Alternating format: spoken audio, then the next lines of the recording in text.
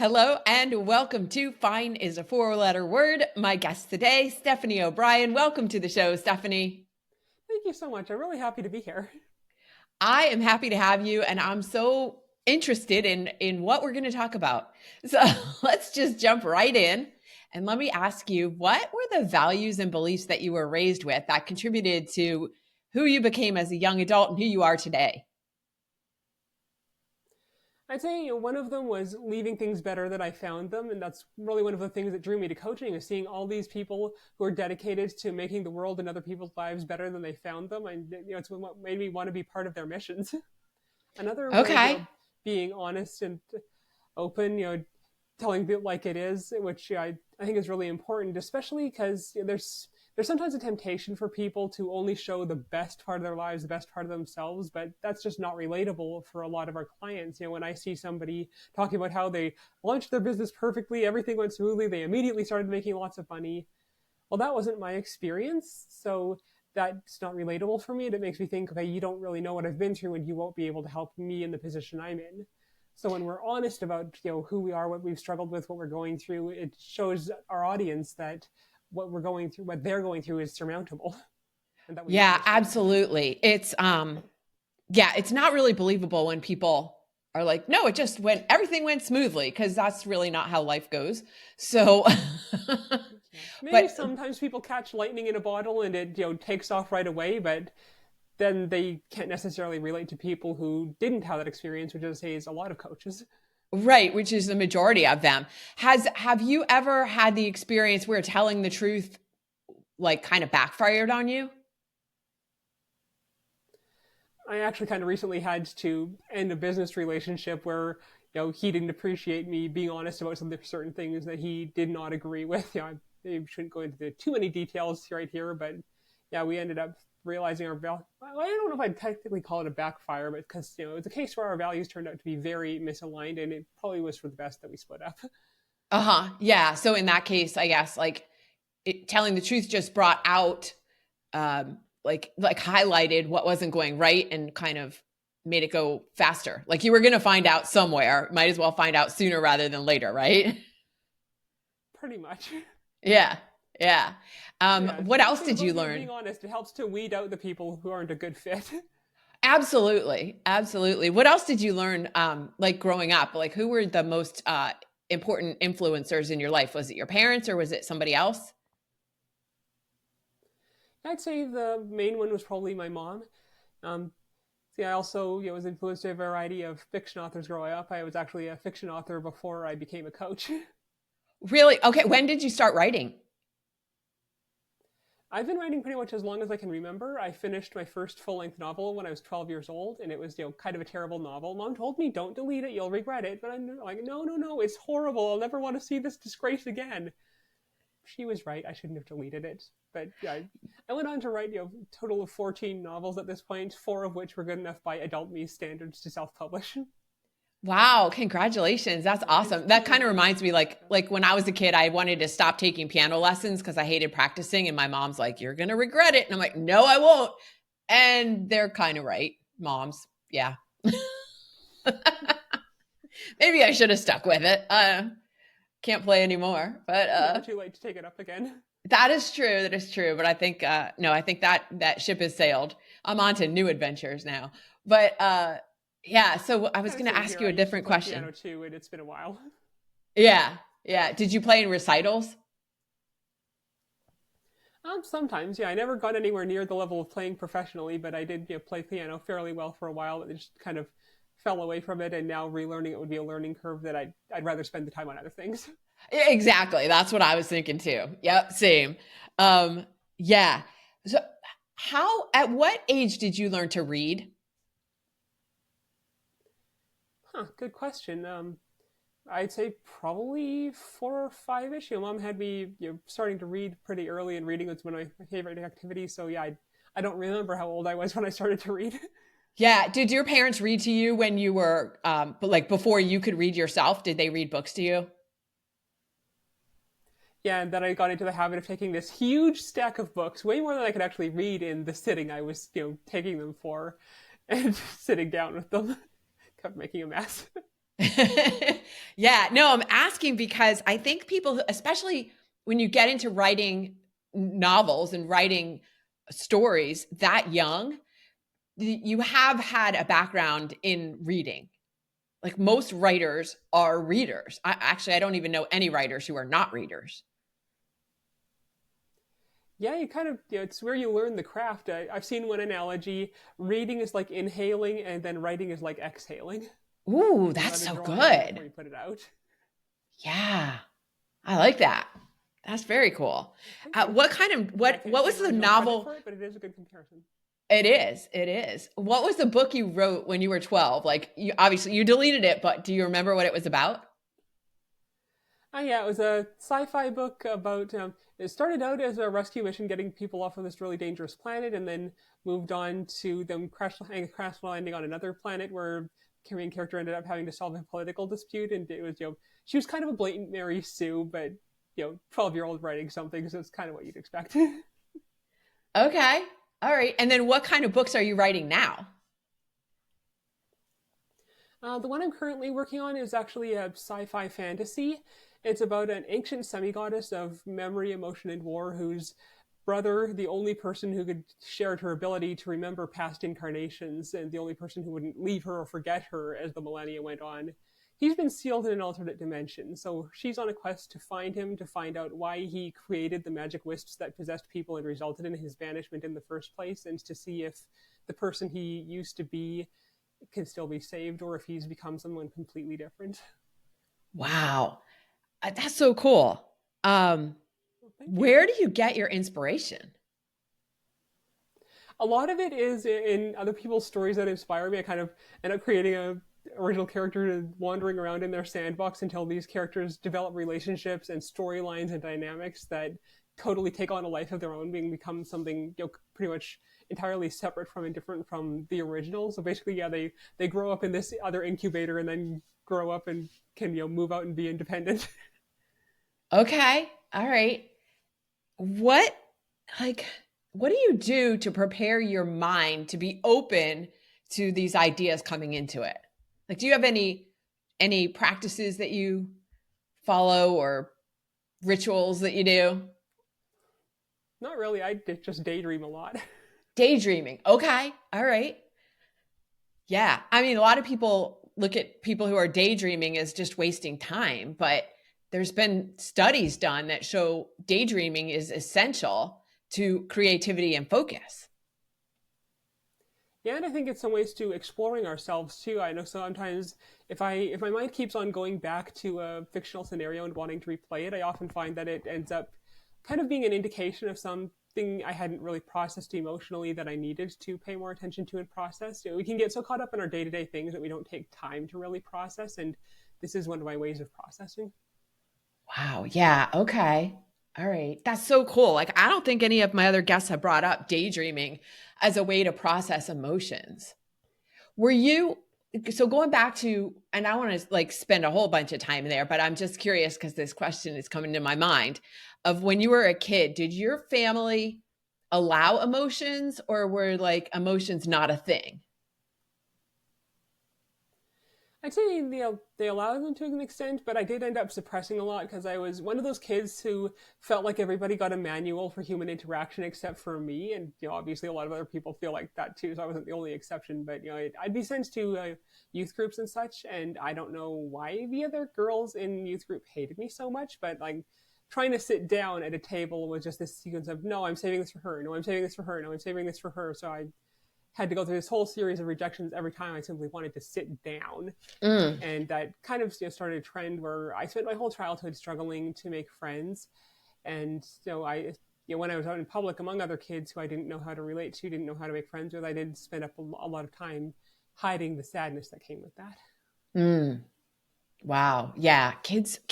I mean, humans as in general can be so cruel to each other, but kids especially. Yeah, and it was really sudden too. I don't know what suddenly started. Like a new girl had moved into the class, and I don't know if she started that trend or if it was just correlation, not causation. But yeah, Mm. it was definitely a bad foundation for my social development. Something I had to put a lot of Yeah. conscious effort into growing past and overcoming. Although, is that one of the things that inspired you to get into writing? Because in that world, you were in control. I hadn't really thought of it like that. I don't know if I'd say that was specifically one of my inspirations for getting into writing, but once I'd gotten better at interacting with people, it was one of the things that got me into writing for coaches. Was how helping coaches to communicate in a way that would help them connect with their clients. That was actually the Okay. reason for the name of my business, Coach Client Connection.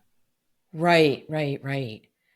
Okay. So since the show is called Fine is a four-letter word, is that the place in your life where you would say, I was saying everything was fine, but it wasn't? Or is there somewhere else further along in your, outside of childhood where you had an instance or a section of life that was that?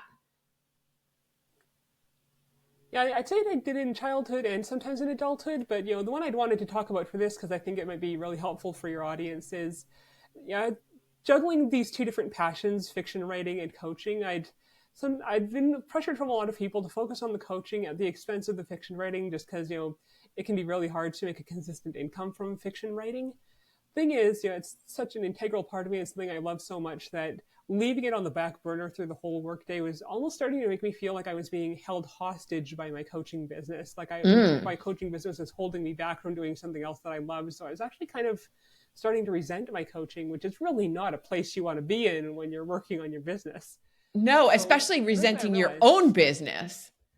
Like yeah, like a lot of people, they resent their job, but now when you're resenting your own business, like you're holding yourself hostage, right?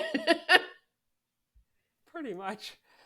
But one day I'm looking at my schedule and thinking, Steph, you're an independent business owner. You are not working a 9 to 5. You made this schedule that is creating this circumstance. You can't just put writing time in there, or you can just, in the middle of another task, if you have inspiration, you don't have to leave this inspiration to go stale in the back of your head and not write it. You can just write it when you wanna. Unless you're in the middle of a call with somebody, you can just write it when you wanna. Right. So yeah, I'd been telling myself it was fine to keep on putting this other piece of myself on the back burner while I focused on my coaching, when in reality, I was, putting myself in a self-inflicted prison where I really wasn't feeling fine, but it was 100% my fault for, imposing on myself these rules that didn't even have to be in place. Yes, like so many people do that, creating these rules that we make up ourselves. And yeah, like we're holding the keys to our own prison and not realizing it. Heck, I was holding the bars in place. All I had to do was let go and they'd fall over. Yeah. And then I bet, like, how long did it take you to figure that out? I think the situation had honestly been brewing for a few years.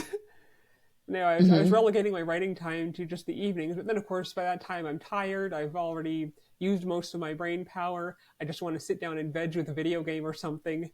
So I was having, which was of course turning the writing that I loved into work too. So it was just turning Hmm. way too much of what I should have been taking joy in into work that I wasn't taking joy in. Yeah. Yeah. So how did you turn that around? Like, did you create specific hours that you will, I'll say, allow yourself to do your creative writing? Do you have specific days that you keep coaching on some days and writing the other days? How did you manage that in time wise? I basically just gave myself permission to start writing when I had the inspiration to write. Not usually in huge chunks during the business day because I still gotta stay on schedule. But if I had a really good idea, just take a few minutes to at least outline it, write it down, and I'm making more of a point of getting up earlier, having some more time before work when I have the option to write if I want to, and I've also left Fridays as a bit more open than other days, so I have time to write then. Unless I'll admit I do sometimes also use them as kind of catch days for catching the stuff that I got behind schedule on during the rest of the week. So basically, Hmm. if I manage to stay on schedule and get everything done, then I have more time to write. If I fall behind and have to delay things to the next day, then Friday, my writing time on Friday kind of suffers for it. Yeah. So that's good incentive to get So it's more to get your motivation stuff to done. yeah, yeah. Yeah. So I imagine that when you are allowing yourself time to write and being able to, I was going to say indulge, but it's not an indulgence at all. It's like a requirement or like a essential. When you allow yourself the time to do the writing, that you're actually then a better coach. Yeah, I'd say then I'm for one thing I'm happier, and for another I'm more modeling that lifestyle where you can in fact do what you want to do when you want to do it, instead of turning the business into a prison. Right, which kind of goes back to what we were talking about at the beginning about being your real self, like being honest. Yeah, and telling myself that I could just focus exclusively on coaching while neglecting this other integral part of me definitely wasn't being honest with myself. And Yes. processing emotions, processing what I'm feeling, it can be easy for me to get so much into the day to day that processing in real time has never really been one of my better skills. I've usually been more logical, more cerebral. So, actually taking the time to process my emotions is something I have to do more consciously. Mm-hmm. That's a really interesting point because I think a lot of people are not necessarily like, I don't even know if we're wired to process emotions in real time. And it's certainly difficult for me. Sometimes I won't necessarily be feeling good about something, but I actually have to take time to think about it later and say, why did I feel like this? Yeah, that's such a smart way to go about it. Like to kind of analyze, why was I feeling that way, or what made me respond that way, or how could I have done that differently, or like just a process. Like it's just you become so much more self-aware. Yeah, and I think it's very important too to analyze where our emotions are coming from, because so many people, for example, blow up at people who really didn't deserve to be blown up at because those people did something that wasn't really that offensive, but it reminded them of something painful. So it was like Yes. poking a wound. The poke itself isn't that severe, but the wound makes it a big deal. Right, right. Oh my gosh, yes, that is such a good key takeaway right there. That it's not Thank often the you. thing that triggers somebody, but it's the thing that it reminds them of, or the yeah, the wound was already there. Um, I had from our notes when we were talking before we recorded that you get a lot of your ideas from song lyrics. Yeah, sometimes I get from a lot of sources, experiences, stories, song lyrics. I actually got a whole short story once from just one line in a song. Sadly, we may never be. Gave you a whole idea for a story with characters who were aware that they were characters in development in an author's mind, but if they couldn't, if their story wasn't compelling enough, if they weren't compelling enough, then they would never be. Oh my gosh, And they just end up in the author's mental scrap pile. that's so cool. Like Thank I you. really appreciate how your mind works, or at least what I'm seeing of it in this conversation and the previous conversation we had. I just think I find it fascinating. Thank you. It is interesting to see all the different ways inspiration can take hold, and it's so different for so many other people. It's interesting how just with the human body in general, but also especially with the brain, we're built to roughly the same model, but there are so many variations within that model for how we work. Yeah. Yeah, absolutely. What what kind of like how did tell me more about how you got into doing the coaching, because obviously you've been like, what were you doing before that? You've been a writer since you were 12, you said, and probably before that, even before you took your first like pen to paper. Or was it, did you start? I don't know how old you are. I don't know if you just started with like a computer or a typewriter. Like I remember started writing with pen, but then I also had the Maybe all typewriter. three. What's I think that? my first attempt at a novel was written pencil and paper. Not pen, pencil, so I could erase. Right. But yeah, I stopped that one partway through because I realized I was basically just rehashing Watership Down. Okay. Yeah. Yeah, and I tried having a typewriter for a while, but I definitely prefer a computer just because it's so much easier to write down a sentence, see how it feels, arrange it, move it. right now in my current novel, I'm in the process of rearranging several scenes because I realized one character, I didn't want her to sense another's presence until later in the book, so I had to move the scene where he, became within detection range until later in the book. Yeah, well, I mean, that's certainly something that computers allow, but like back in the day when I was starting, we didn't have computers. A lot of my listeners were born before that. Um, so yeah, typewriters with that little whiteout crap, and you couldn't just move stuff Yeah, around. I did You had use to a like typewriter cut for a and bit. paste, actually like physically cut and Oh yeah. paste.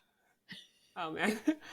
Yeah, I did actually use a typewriter for a bit, even though I kind of felt it was more of a novelty. But I'd found it in a garage sale for like $5, and it was on the other side of town. So I brought this thing home on my bike's handlebars. Oh, wow. Okay. Do you still have it? It's like a relic.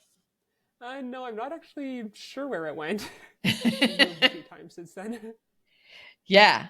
Um, okay. So going back to the other question though, what were you doing before you became a coach? You were writing, but what were you doing like as a career, or did you just jump into that right away? Um, my family went through some of Robert Kiyosaki's courses on real estate investing, so we tried that for a while. Honestly, kind of hated every minute of it, especially because we were doing it as a family. Mom bought a few too many houses too fast. We were looking to fix them up and sell them, but then found we couldn't move them fast enough, so we ended up renting them out when we wanted to be selling them. And I never want to manage properties again. Okay. This the damage deposit almost never covered the aftermath of the hurricane that was our tenants, so we had to do major repairs after pretty much every one. What market was that in? Like what geographic market? The Brandon, Manitoba area. So, Okay. All right. I'm just curious because like some areas I think tenants tend to be worse than others. I yeah, we don't know. definitely cherished our good tenants in this area. Yeah. Yeah. Okay. So you were doing some real estate If you didn't investing. ruin the paint job on the walls, you were above average. Oh, I know because I've been a landlord as well, and we had one tenant in Florida that he was a nightmare. We had to evict him. Like lawyers were involved and stuff. Yeah, no thanks. Oh, Overall, though, it was like I still think it's fascinating as a not a profession, like as something to do. Like real estate, I still think is a good avenue, but yes, the bad tenants make it really tough. yeah, and it's all overall just something I don't enjoy enough to actually want to do again in any capacity, Mm. especially with the Okay, bad years so I've so had that for was it. something that you learned from your family, like real estate investing. No thanks. Yeah, and that was one of the things that made me fall in love with coaches so much. After all these people who kind of had this attitude of take what you can, give nothing back, by which I mean like one of them actually stole a door. So yeah, after dealing with this Pirates of the Caribbean crap for all this time, meeting people who are actually looking to be their best selves and make the world a better place instead of leaving it worse than they found it, was a huge breath of fresh air. I was, it was like coming back to life again. Wow. Okay, somebody stole a door. Interesting. Yep. Yeah, we had some weird incidents. Someone stealing a door, somebody nailing sticky tack to the wall as if sticky tack won't stick by itself. People insisting they wouldn't smoke but smoking indoors. People using the roof as a garbage can, accusing us of turning off their hot water when we come there, turn on the water tap, and there's the hot water. So yeah, we had all Again, sorts of really weird people. yes, right. So I would imagine that could be fertile ground for characters as well. I've thought about writing a book, Landlady Lemonade, but there are too many other projects that I'd rather be working on. Okay, all right. Well, that's on the back burner. Okay. All right. So Pretty real much. estate, I've and got a then whole file of different story ideas. I love it. I love it. Um, what was I going to say? Who was the coach? Like, did you have a coach that inspired you to then become a coach? Like, how did you get introduced to the coaching world to find these people who were interested in giving back instead of just stealing doors? Well, my mom actually, it started when my mom became a coach under Mary Morrissey. She went through her Life Coach Academy. So I Okay. started going with her to all these different marketing seminars and such, to learn the business side of it. And that was how I started meeting coaches because I've been the writer, or at least the most experienced writer of the family for years by then. So I was looking to learn to write for nonfiction business purposes, and that's how I got into the business and coaching world. So I actually started out, I was a writer for coaches long before I was actually a coach for coaches. So I studied under several people of Brenda Normand, Callan Rush, and Justin Livingston, Ted McGrath. Those were a few of the ones I studied under. Brenda Normand was actually my first marketing mentor. I know her. Yeah, she is cool.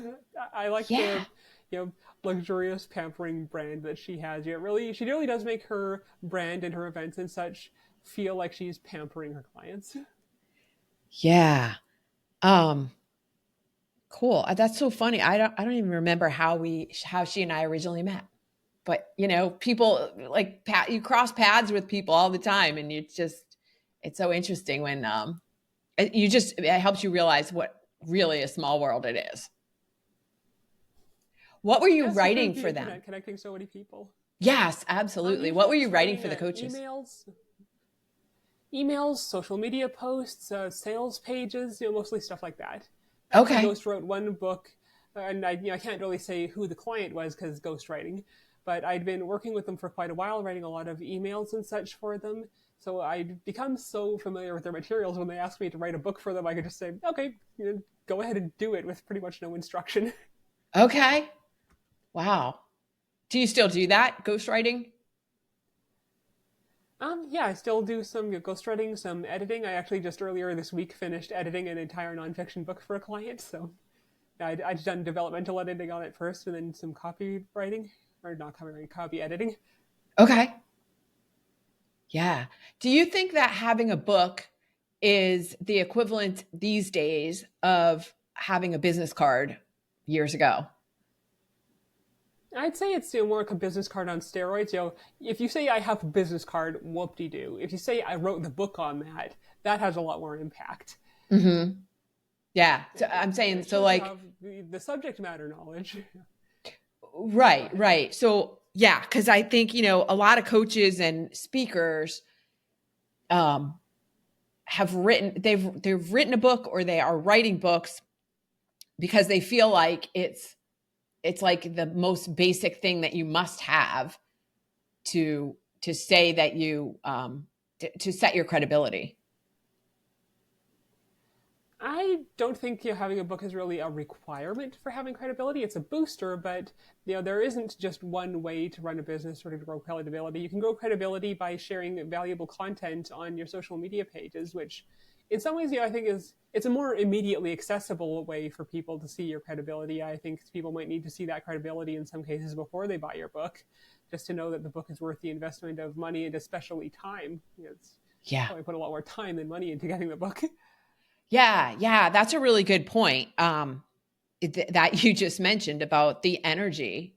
It's not so much time, but energy. And I think a lot of times people use those terms interchangeably, or they don't even think about it. Like, it's about like time management, for example. I think it's more accurately energy management. Yeah, I've seen some people drawing that distinction. I'll admit I'm not 100% sure the actual step-by-step logistics of managing energy as opposed to time, aside from putting the most challenging tasks at the highest energy points of the day.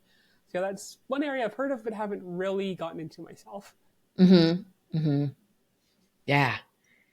Well, cool. So what kind of coaches are you working with? I'd say primarily life coaches, health coaches, and relationship coaches. I can work Okay. with business coaches, but I've found that most business coaches who message me are looking to sell to me rather than buy from me. Right. We've all gotten those messages through LinkedIn. Hey, are you looking for new clients? I'm actually Yes. good. Oh, sure, get my hopes up, asshole. I don't even, you can't fool me anymore with those emails. Pretty much. Yeah, I mostly get it through Facebook, but I've gotten some in LinkedIn and email. At this Yeah. point, it's I get the "Are you looking for new clients?" I'll kind of give them the benefit of the doubt unless their profile indicates otherwise. But yeah, one person, they did that line on me, and then I said, "Yes, I am. Are you interested in this, and this that I help people with?" "Oh, well, what if I could help you get more clients?" I just straight up told them I was afraid you'd say that. Uh-huh. You have no idea how many times I told them too. You have no idea how many times I've heard that exact sales pitch for who knows how many people. Right. And then you could turn it around Like, and say, hey, would you like to differentiate yourself? That's what I help coaches do. yeah, unfortunately, I think a lot of these people are either employees going on a script or just bots. Right. True. True. Necessarily Can't in the help kind of them. decision-making position to change their messaging. But yeah, it's especially Yeah. weird though with these appointment-setting companies. Like, what you're demonstrating to me right now is that you have no system whatsoever for determining who sent what message to what lead. So what you're communicating is you're going to annoy my clients so much that you get me blocked more often than you get me clients. Yes. Yes. Yeah. It's kind of yeah. It's funny that's the end result for sure. Um, okay. So I asked you about getting ideas from song lyrics, and I should have held that question until now when I'm going to ask you what your hype song is.